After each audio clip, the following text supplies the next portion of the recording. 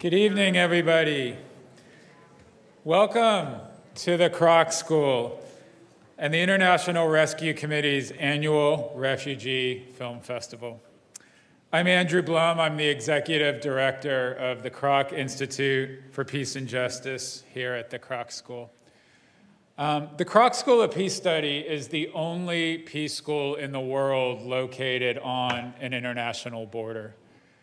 And every one of our programs, from our humanitarian affairs program to our conflict resolution, peace and justice, our social innovation program, wrestles with the challenges and the opportunities that the border creates for our region. And that's why we're so pleased this year to be able to partner with the IRC to put on their annual film festival. Tonight is the third and final night of the film festival, and so as a wonderful capstone for the festival, we also have a distinguished lecture tonight by an amazing human rights activist, Guerline Jozef, the founder and executive director of the Haitian Bridge Alliance. I'm going to be out after the film to introduce her more fully. After the lecture, we'll have a Q&A, so I know it's coming up on the screen, but I want to remind you, if you want to provide questions for the Q&A, you can go to slido.com, SLIDO.com, and enter the code 2764033. 2764033. As I said, I'll be back out after the film to introduce Ms. Jozef. So for now, to introduce the film, I want to turn it over to my friend and colleague, Clay Alexander, to introduce the film tonight. Good evening, everyone. Oh, thank you. Well, that was easy. Thank you. Enjoy the show. Thank you all so very much for coming this evening, and thank you to those who I keep recognizing, as this is your third week in a row with us here at this incredible theater.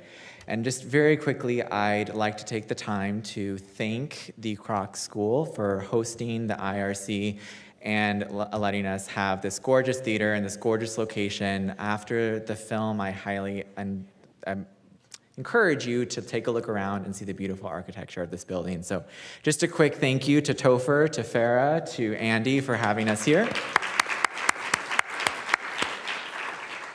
I would also be remiss if I did not mention the Otto Family Foundation, who has sponsored this event and has made it possible for us to have these incredible films, our incredible speakers, and to bring this experience to you. Chercher la vie is a Haitian phrase that means finding life, and it is often used to describe the immigrant experience and coming to a new place and rebuilding community.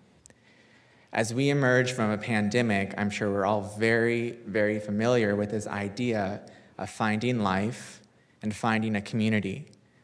Now, you can only imagine, add the stress of being in a location that you don't know, having your life changed from forces outside of your control, and finding your life in a new place, in a new country, where you might be alone.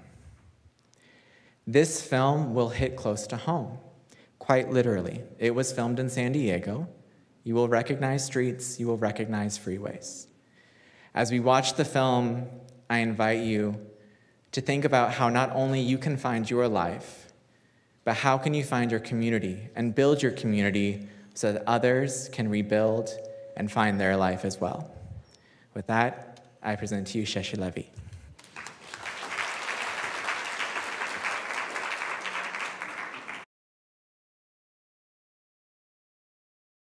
Each year we invite prominent individuals working on issues of peace and human rights and social justice to share their stories with the university community, with the San Diego community. And as we were thinking about integrating a distinguished lecture into the film festival, and especially knowing the powerful film we were going to see tonight, the choice of the distinguished lecture or the distinguished lecturer for tonight was obvious. We are so pleased to have Guerline Jozef here with us tonight. Guerline is a leading human rights activist, thought leader, strategist who has dedicated her life to bringing awareness to issues that affect us all, including immigration, domestic violence, child sexual abuse, and other human rights issues. She's founder and executive director of the Haitian Bridge Alliance, the only Black-led, women-led, Haitian-American-led organization serving migrants at the U.S.-Mexico border. She was named one of Politico's 2021 40 most influential people on race, politics, and policy in the United States, and is the recipient of the prestigious Robert F. Kennedy Human Rights Award.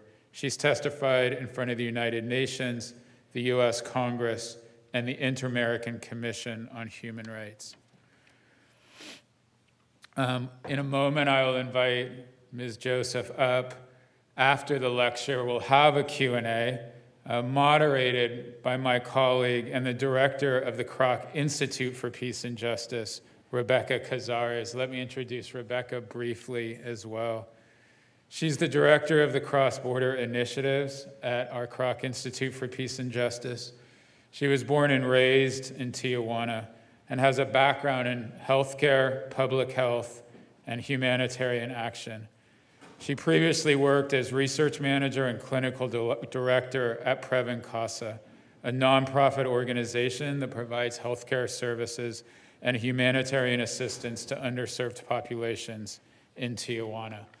As a reminder to submit questions for the Q&A, go to slido.com and enter code 276-4033.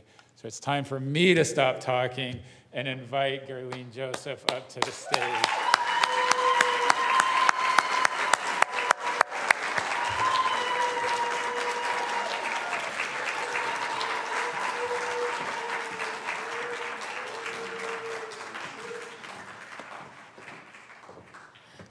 I have no idea who he was talking about. On est respect? Haiti là? You see what happens when you get Haitians together in a room? When I say on est respect, is a way that we address people with honor and respect. Coming to you with a lot of gratitude, a lot of humility, and really looking forward to continuing this journey. Understand each of you being here today is not by accident. It's because we are in a journey for life. As you just watched the movie Chercher la vie, which literally means looking for life. And in this journey looking for life, we need community, we need allies. I need you, you need me, so we can continue to make this journey together. Again, thank you so much. My name is Guerline Jozef with the Haitian Bridge Alliance. Also wanted to add the Black Immigrants Bail Fund and the Cameroon Advocacy Network.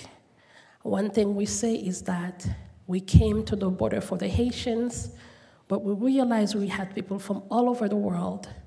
We came for the Haitians, and we stayed for everyone.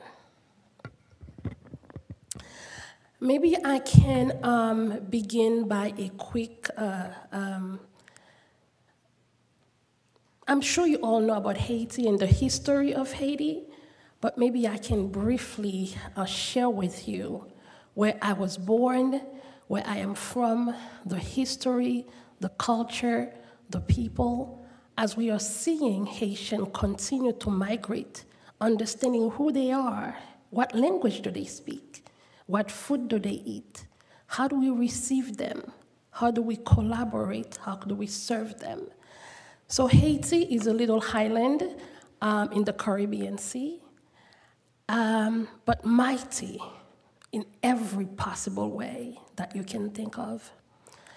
Haiti is the second country after the United States in the Americas, and we fought for independence. We fought the French army and won. What I like to say, excuse my French, we kicked their derrière. Now imagine you have enslaved people taken from Africa, yet they could not be broken. They band themselves together, they fought, they won, giving us this new world as we know it today. Without Haiti, we will not have the world that we have today. That is the reality, that is the fact. And I just want to share a quick quote from Frederick Douglass, the very first ambassador to Haiti from the United States. When he came back and he was speaking to the country, he said, and I quote, "The United States will never forgive Haiti for being black, and the world will never forgive God himself for creating Haiti black." And we continue to pay for that today. And as a result, we saw people continue to come to our border, chercher la vie, seeking for life. But unfortunately, many of those lives have been lost. The story of Robins and Gems is the story of hundreds and thousands and millions of people around the world. But what we really saw in this film is also a story of love, of friendship, of loneliness. But they found comfort in each other, in their communities, in their adopted country, Mexico. And so for me, I like to bring people back and forth so that we can really immerse ourselves in the experience of others. And in my very small contribution, I really, really want to highlight the realities of immigrants, but really centering the voices and lives of impacted community members. Many times we hear about migration and we hear the narratives that could be extremely negative. And many times we see voices erased, the voices of Black and Indigenous peoples in displacement, in migration, chercher la vie. Too many times, those voices have been erased. Intentionally, unintentionally, but that's the reality. So what do? We make sure we highlight and center the voices of those people. And that is why I am so grateful to Kroc Institute and IRC for inviting me to share with you all today and to highlight those voices. I myself was born in Haiti. I was privileged enough to get on a plane, landed in New York, although life as I knew it in Haiti was shattered, separated from my family for over 10 years. Yet, we were able to not just survive, but thrive. And in that story of mine, my quest is to also lend a hand, a voice to all people in search of a home, in search of life. When we think about the border, and I always say the border is a concept created for the least of us. Because the reality is, if you have the right passport, you have the right name, you have the right money, borders don't exist for you. If you can get on your private jet, we can go to Cancun tonight, decide to go get some coconut in Panama tomorrow, there's no border. But if you are fleeing for your life from Somalia, from Sudan, from Cameroon, from Haiti, from countries around the world, then we create borders to criminalize, to dehumanize, and frankly, to kill people.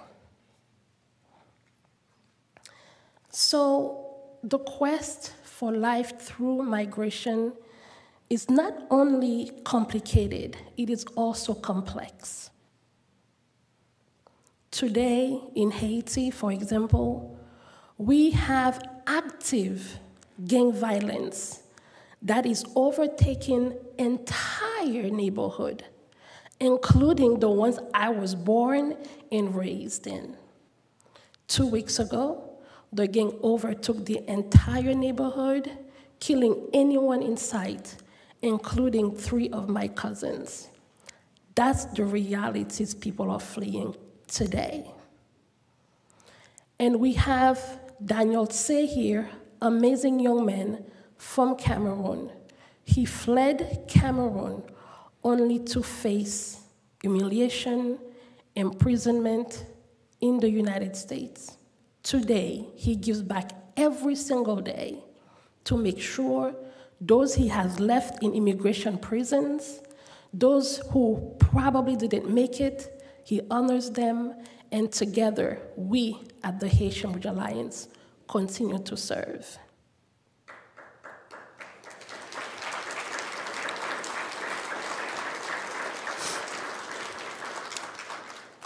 One of the things that Robbins and James mentioned is getting a number, right, to be able to get access to an appointment to come to the US. That was back in 2017, in 2017. Today, we saw CBP1 being in effect, and we continue to see the impact of cruel policies such as Title 42 that has literally closed every avenue for people to have access to safety. In August of last year, I was able to make my way to the Darien Gap. That is between Colombia and Panama. That is one of the most dangerous places on earth. Yet, we have young men, pregnant women with children, making the journey. Unfortunately, many of them do not survive. I was there. I saw it, so I can better understand, better serve, and share with you and invite you to be a part of this journey. Our immigration system is broken, but it was created to be broken. I know Paige probably going to kill me because I completely went off script and going over some of the pictures that she wanted me to share, which I am sure you have seen time and time again. Let me see if that works. Okay, so that one. How many of us remember the first picture? That picture was when the veil was finally opened so the world could see the reality of Black people at the border. Because when we speak about migration, we tend to forget that people from around the world are there. Not just my brothers and sisters and cousins from Mexico, Guatemala, Honduras, and so far. The second picture, has any one of you seen that coin or the picture of it? That is a picture from an entity that is connected to Border Patrol. And honor will always be first. Dignity last, I will add to that. This is the very likeness of Jozef, who made the journey. As you can see, he's only carrying food. Food to his wife and kid that were on US soil, starving. He had to go back to Mexico to bring them food, and that is how we, as the nation, treated him. And to glorify that moment, this is the depiction that an entity that is connected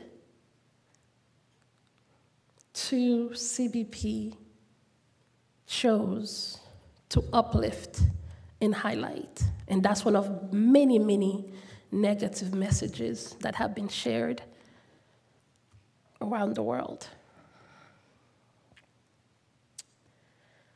But we understand that the criminalization and dehumanization of others has always been a part of the fabric of this United States of ours. You can read it yourself. No more Chinese. That's the reality. Help wanted. No Irish need to apply. I must say that is before our brothers and cousins, our Irish brothers and cousins became white in the United States. That is the reality. So with all of that, how do we move as a country, as a people, to uphold human rights, to push our government to center whatever policies that they are putting in place is rooted in dignity? I'm a firm believer that we can do it.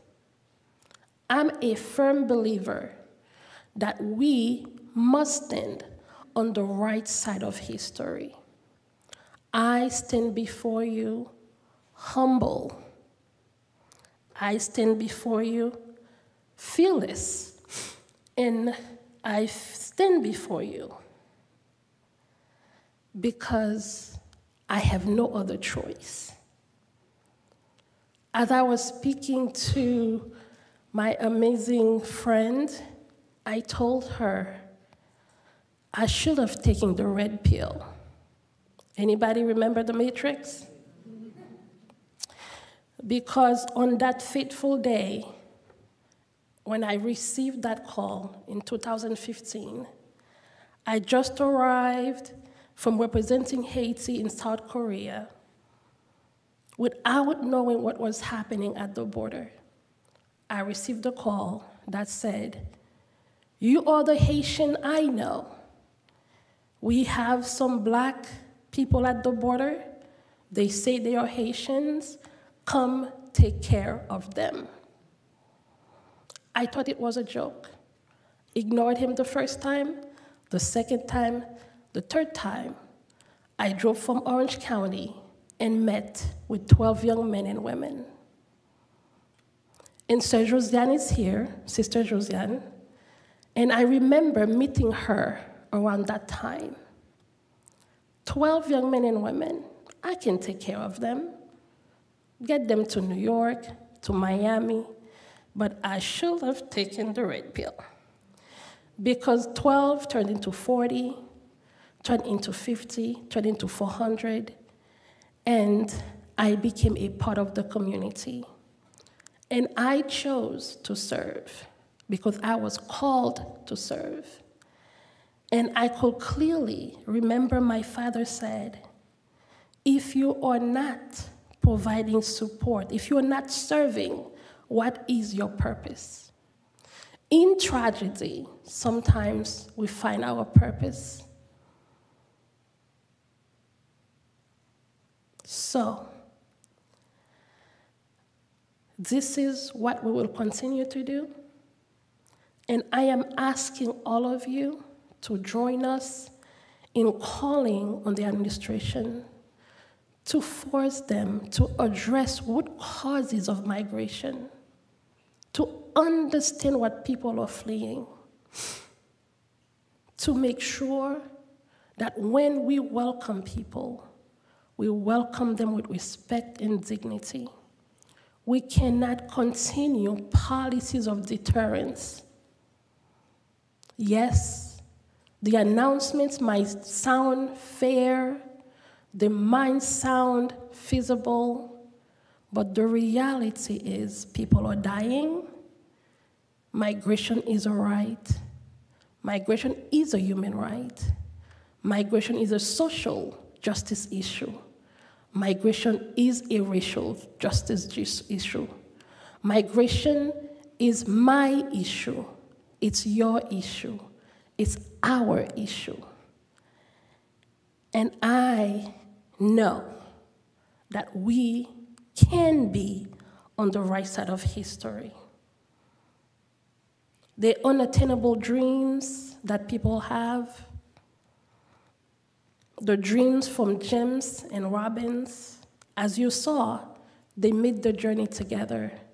One of them got deported, one of them was forced to stay in Mexico. Too many people, too many lives have been lost.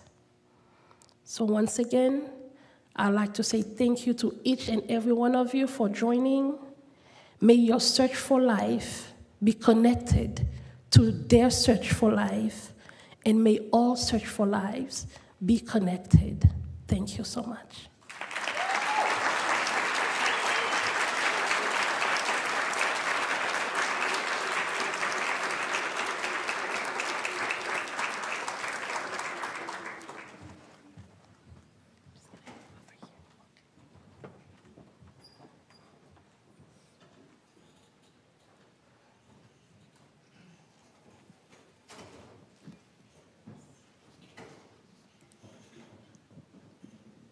Thank you so much for that, Guerline.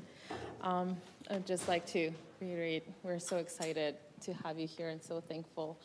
I was wondering if you could start us off by talking a little bit more about that journey from when you decided to take the blue pill and starting Haitian Bridge Alliance. What was that journey for you? Painful. It's been a long journey because when I received that first call, it was in 2015. And as many of you might know and have heard, people were survivors of the earthquake that happened in Haiti. 250,000 people died in one day. And many of the survivors ended up in Brazil when the economy collapsed around the World Cup and the Olympics. Many people found themselves once again having to flee. And that's when I received the call. And as an immigrant myself, I couldn't even understand what they were saying. What do you mean you actually walked from Brazil to the border? And people literally walk crossing 11 borders. And so when I received the call, I came and I saw, and here we are. It's been a long and painful journey. I live in Orange County. I was literally coming to San Diego every single day for 4 years straight. And many people will laugh and will make jokes, you know, even Sir Josiane, who was the one cooking the meals for the folks. And how many years later, we are still here, not only in San Diego, but the only Black-led organization in partnership with our many, many partners on the ground, covering from Tapachula all the way to Tijuana. We have an office in Tapachula, an office in Tijuana, one in San Diego, and we have staff and community members around the country. How did you decide it was absolutely necessary to start your own organization? Well, there were 5 of us, and I reached out, to different folks to see who might want to take the blue pill. We just sat down and I told, we have to do something. And that's how we started, honestly. And because there were no home for folks coming in from Haiti. There were literally no home, no cultural understanding, no language access.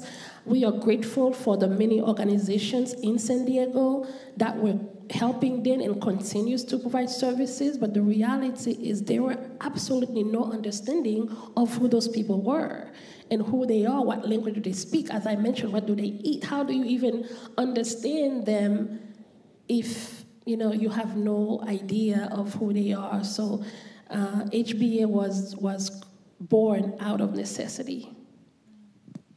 So you started this journey in 2015 advocating for, as you said, initially Haitian migrants, and you stayed for everyone, co-created Haitian Bridge Alliance in 2016. So you've seen 3 different administrations with constantly changing immigration policies, a global pandemic, and still the turmoil and all the troubles back home in Haiti still going on. So how would you characterize the evolution of Haitian Bridge Alliance through all of this? What has been gained and what have been the greatest challenges? Maybe I should add Charlotte to answer that question. Maybe Josiane, and I want to acknowledge our amazing team in San Diego. Some of them are here today. We have our staff attorney, Charlotte. I think we have Daniel Tse, who is leading our detention and bail fund work in advocacy for Cameroon Advocacy Network. And of course, Josiane, who is the community promotora, who is literally holding it down in San Diego. So we started from, as I mentioned, providing basic services. Now we are one of the major organizations that are leading in organizing policy and advocacy. So from 1 person to 2 to now, I believe we have a staff of 20. We have a legal department, we have a policy and advocacy department, we have a social service department, and we are in the middle of really building a community center here in San Diego where all people will come and be able to get the support that they need.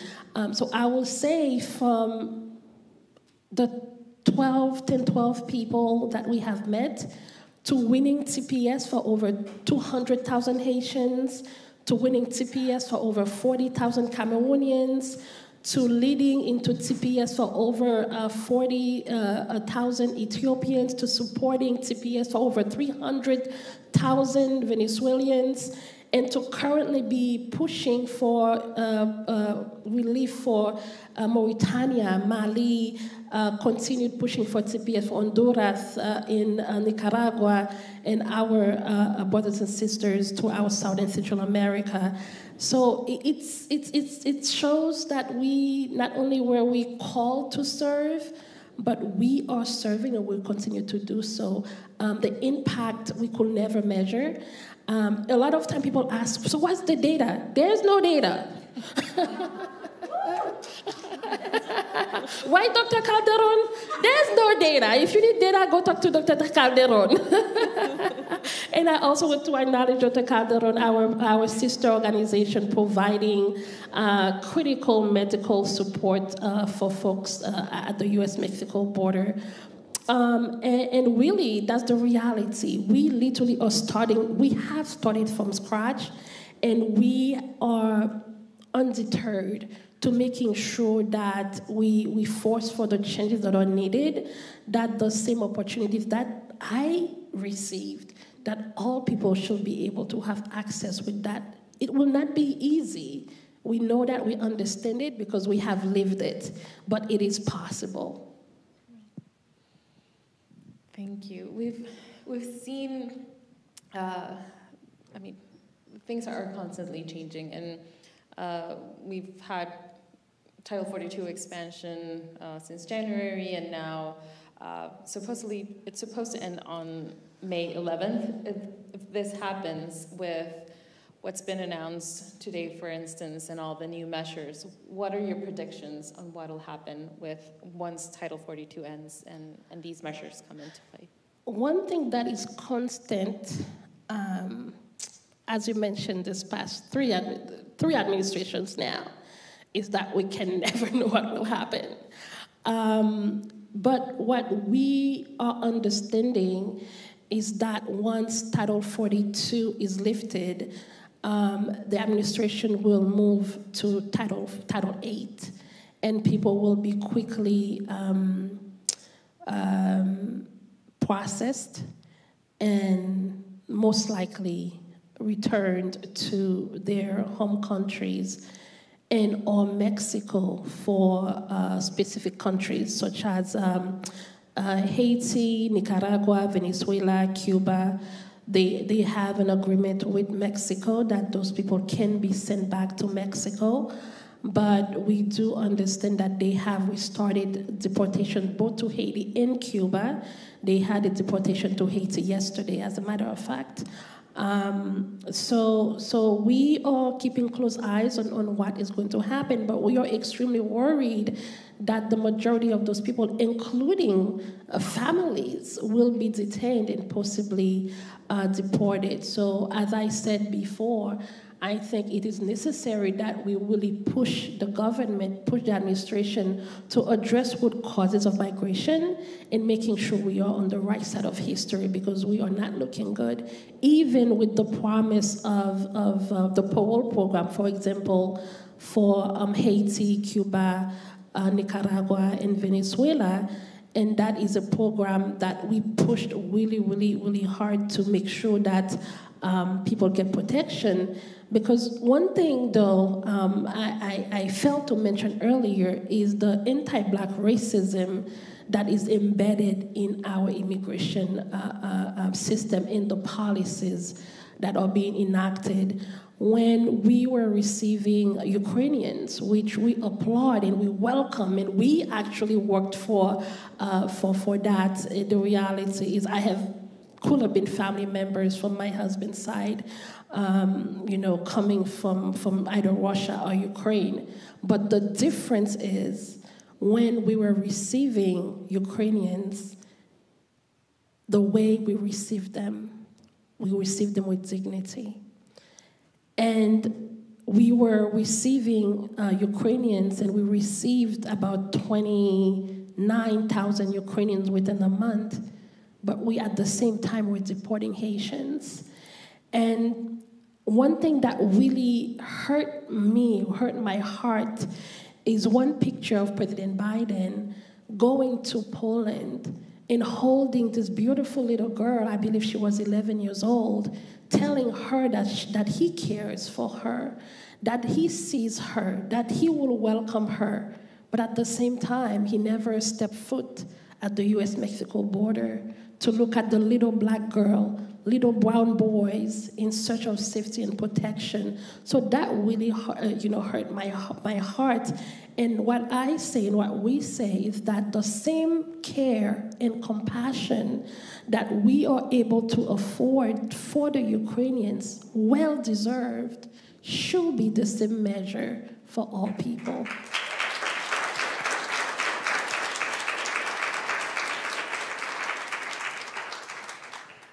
With that in mind, can you speak a little bit about the experience of women and girls, Haitian girls at the border? Is this experience gendered?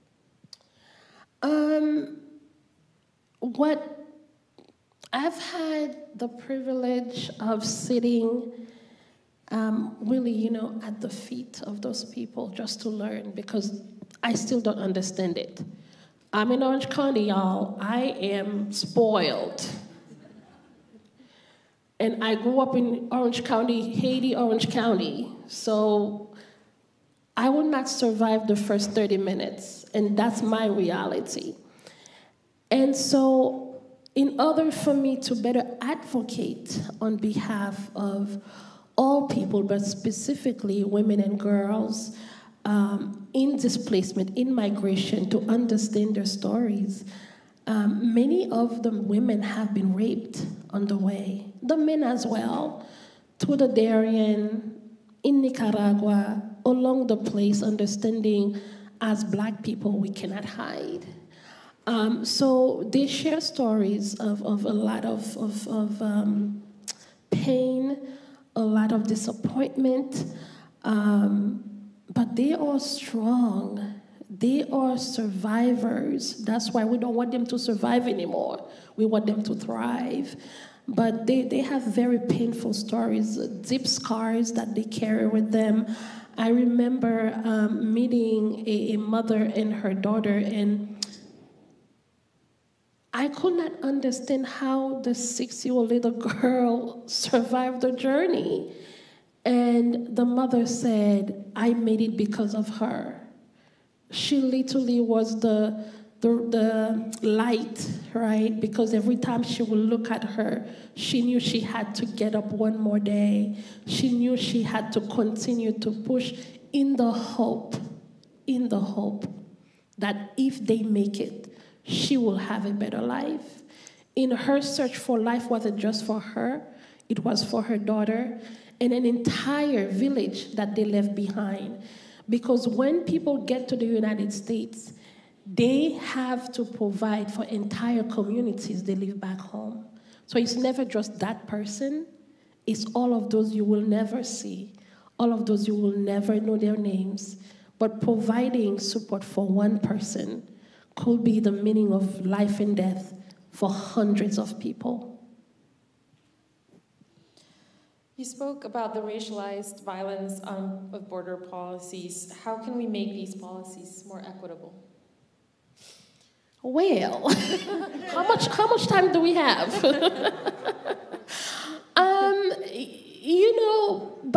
By advocating for better policies, by making sure that people understand that migration is a human right issue, migration is a racial justice issue, by changing the narratives. Because when we turn on the TV and we hear invasion by Haitians at the US-Mexico border, what we do as a country, we send the military, right? And I think when we hear narratives that they are criminals and rapists and all of that, how do we make sure we change our narratives? And we push on the Congress, because at the end of the day, Congress must do their work and create policies that are rooted, as I mentioned, in dignity instead of all the deterrence and negative connotation that comes with that. And it is our job to really use our voices for those who cannot speak for themselves. We pay our taxes. Our vote is our strength. Our vote is I don't want to use weapon, it's our tools, right?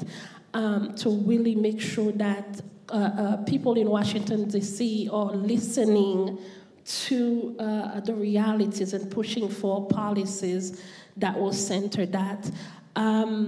Black immigrants exist. I was born Black, I woke up Black, I'm still Black, and I'm an immigrant. So centering that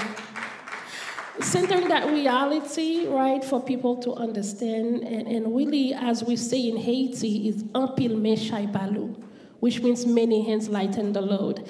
But one thing I heard in Africa, I just flew in from Cape Verde last night to be able to be with you today.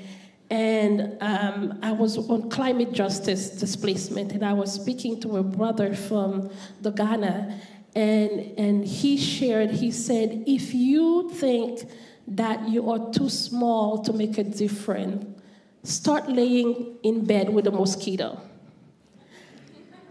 Because he said, as tiny as the mosquito is, it will not let you sleep, right? It will bite you, it will go around, and you will try to chase it all over the place. But that tiny little mosquito can really move things along. So I think if you think you're too small or just one person cannot make a difference, think of yourself as using whatever power you have. It could be your voice, it could be your vote, it could be all of those different things putting together to support communities in need and center the fact that immigrants have many faces. And what I always say is, if we, as the United States, we fall into very few categories, right? You're either an indigenous person upon whose land we still occupy. You are a descendant of immigrants, somebody who have left whatever country to come here 300-400 years ago. Or you were brought here by force, enslaved here. So each one of us here fall into one of those categories, right? Whether your parents, grandparents came from the Mayflower, or somebody who's still at the US-Mexico border knocking, the reality is it could be you. Not only could it be you, it is you.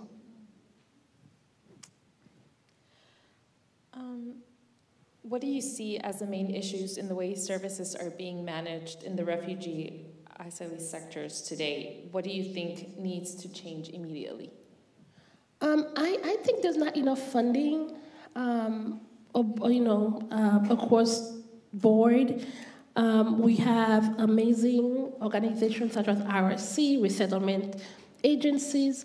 We also have small grassroots organizations that are struggling to provide support. I think that it is critical, it is imperative that when we are looking into ways to support, that we really focus and center those community organizations that are literally on the ground within the community, such as HRA providing the health support, and Sidewalk School in Reynosa, the only Afro-Mexican woman in Reynosa and Matamoros supporting with nothing, right? So I believe that we should look into how we make sure that the larger resettlement agencies have the right fund that they need to be able to provide the critical services that they provide, but at the same time make sure that grassroots organizations are not making sacrifices and dying in order for them to serve the communities. You spoke about the U.S. addressing the root causes of migration. What would that look like? Pardon me? You spoke about the U.S. addressing the root causes of migration. What would that look like? That is very important, and I from what I understand, it is it is a priority for the administration, and they have started to look into root causes of migration, but unfortunately, we see that comes with a lot of deterrent policies.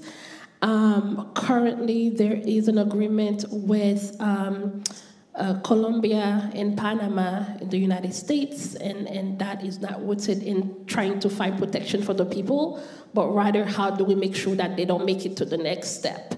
There is also the agreement with Canada that we know a lot of folks, if they cannot survive in the US, they might make their way to Canada, which now may not be a possibility. We are currently understanding that there's some agreement between Guatemala, Mexico, I can't remember which other countries as of today, as of this morning, But the issue is, even when those policies can have a sliver of the rainbow, it's the carrot is a baby carrot, and the stick is an entire forest. So really looking into those very specific and understand those, and see how we can push to make the necessary changes. Because as we all know, people in mobility need all the help that they can get. And again, migration is a human right. We always say that the immigration system is broken, as you're saying, but what does an unbroken immigration system look like? What does it look like? What does an unbroken immigration system look like? I mean, it could look like centering the little girl in Mexico the same way we centered the little girl in Ukraine. It should mean providing access to safety. It could mean centering our policies. Taking our policies away from deterrence by addressing, as we mentioned before, with causes of migration. I know we are running out of time, but let me quickly mention, in the case of Haiti, right? I myself dream of a day where we have 0 Haitians at the border. That is my dream. But as 2 weeks ago, my cousins got killed. I know they might have to flee, and they might end up at the border. That is my reality. So addressing what causes of migration means looking into what's happening on the ground, providing safety, providing infrastructure, helping them rebuild with the school, the healthcare, decentralization of the capital. Then, only then, we can see a decrease of numbers of people. Because right now, the administration is patting themselves on the back saying the numbers have decreased. Just because people are dying elsewhere doesn't mean the numbers are decreasing. It simply means, how you say, out of sight, out of mind. But really, how do we center the fact that we can provide legal and regular pathway for people to seek safety, to seek asylum, without having to risk their lives? That's what I would like to see. My dream is to have 0 people at the U.S.-Mexico border. My dream is for LGBTQI plus Jamaican men to be able to live in Jamaica without being burned by acid. My dream is for people in Uganda to be able to live free. My dream is my Mexican, my Guatemalan, my Honduran, people from all over the world be able to choose to stay or choose to leave, but not being forced to stay, remain, and die on the way or at the border. Lastly, to close up, you've said before that the Haitian proverb, with more hands, the work is lighter, is the vision and the inspiration behind Haitian Bridge Alliance. How can the people in this room lend a hand to lighten that workload? Well, the call is for you to please join us in this journey. The journey is painful. It's difficult, but I guarantee you it is worth it. Every time you touch a life, every time Charlotte goes to court and then she puts a text and said, we were able to get so-and-so released today, or as Daniel is entering into the room, sent me a text and said, Felix has been released, people who've been in detention for 7 months. So we invite you to join us in this journey of love, of freedom, of compassion, And if you're an attorney, we are looking for your help. You're a doctor, we are looking for that. You're a teacher, we are looking for that. Again, see yourself as the mosquito and reach out to us. Join us in this journey. info@HaitianBridge.org, info@HaitianBridge.org. Apil me shay palu. Many hands lighten the load. Thank you so much.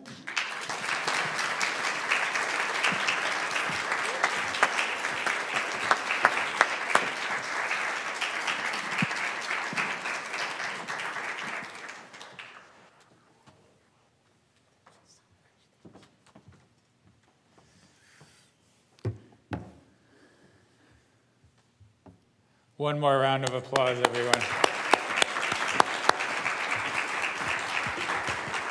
Thank you, Guerline. Thank you, Rebeca.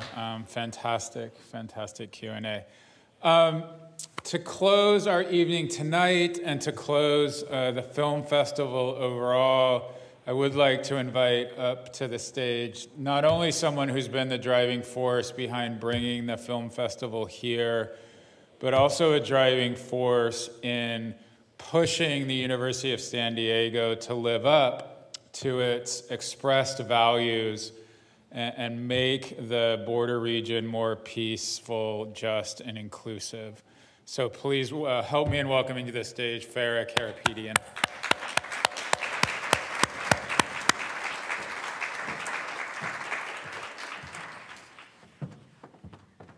Thanks, Andy. And thank you, Guerline. That was really a powerful call to action. I'm Farah Karapetian. I'm a professor of art, actually, in the College of Arts and Sciences here. And I was thinking as you were speaking, you mentioned Frederick Douglass, and he's actually the first reading we do in my intro photo classes, because he was the first person to kind of I would say write, but he spoke it, a philosophy of photography. And it was right during the Civil War. It was in the context, of course, of abolition. And he recognized that photography gave to people, to the humblest servant girl, he put it, the right to self-represent, the power to actually see the way they're seen by others and to control that. And I thought of that when you were speaking. I thought of that also when we were putting together this film festival. When I first asked Maria Silva at the IRC if we could host the film festival here at the Humanities Center over in the college, which evolved into this wonderful context over here at the Kroc. I imagined centering the voices of refugees as experts in their own circumstance, and I think that we've succeeded in many respects. Our first evening, if you were here with us that night, we watched Christopher Chambers' A Fire Within, and we heard him speak to the ways in which he kind of really, truly co-created that film with the strong Ethiopian women who had dramatically brought the men who tortured them to justice. We also heard that night from Charlotte Johnson here at the university about her work organizing the housing of refugees at USD for now the third year in a row.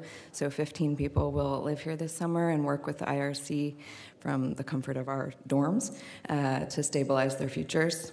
The second evening, we followed the vignettes of distinct Syrian experiences, and this is one of the ways I think that we can work against those narratives of hostility and victimhood that so pervade our television screens. Megan Mylan made Simple as Water. We saw that last week. She didn't try to reduce a diverse experience to one narrative.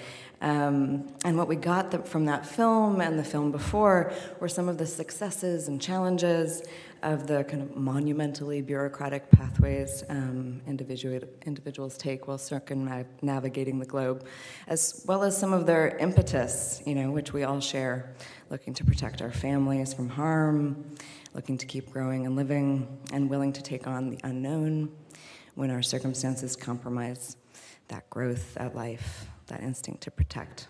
So here we are on night 3, Finding Life Indeed, and I want to thank Topher McDougall for collaborating with me to bring this series to the Joan B. Kroc School of Peace Studies, Andy Bloom for deepening our engagement with tonight's speakers' insights, Maria Silva at the IRC for our partnership, the Otto family for their support of the festival, and Sharon Kennedy for starting it 15 years ago, Clay Alexander, who spoke earlier at the IRC for his tireless coordination of this festival, and Kate Davila, Lindy Villa, Ashley Boren, and Galileo up in the booth. Galileo up in the booth is kind of an amazing thing. It hadn't occurred to me until just then. For all their work on production, and also all of the student volunteers, my dean, Noelle, Brian, and President Harris himself, who spoke eloquently on our second night, and without whose blessing we would not be housing people here so in need. Most of all, I want to thank the IRC as an institution for the work it does in communities all over the world to keep lives moving forward in peace. So thank you all for coming and for your support of IRC and asylum seekers.